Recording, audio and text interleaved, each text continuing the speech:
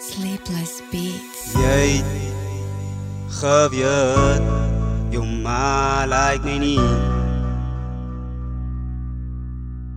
My het nog steeds verkies om met my te wees. Jy het geweet, jou ma like my nie.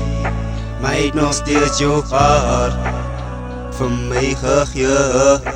Jy het vir my gekies, vir mekaar was ons so lief. Ek wou jou nie laat gaan nie, maar wie is ek om te kies? Ek moes deur dik en dun gaan, om vir jou te sien.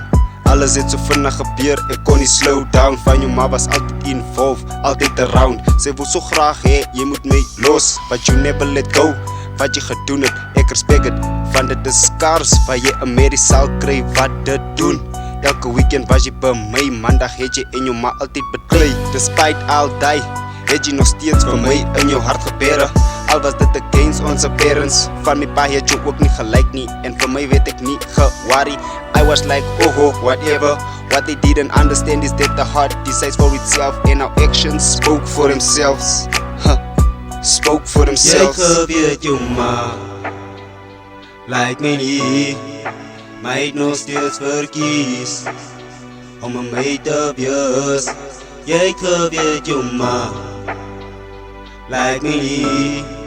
My het nog steeds jou hart vir my gegee. Sleepless Beats. Onze liefde was nie swaar nie. Ouers het dit swaar gemaak, gevoel asof ek die verkeerde ding doen vir die regte rede. Onze liefde het boundaries gebreek, limits gereach, vriende verloor, familie verloor. Maar geen tyd was gemors, elke sekonde het getel toe ons saam was. Was net ons niks bras, en dit het hulle kwaad gemaak. Om vir ons uit mekaar te kry, was hulle plan, hulle dit reg gekry. Ek het nie geweet, wat kan wat 'n mens so maak. Het liefst ons is nog in kontak, praat nog met mekaar.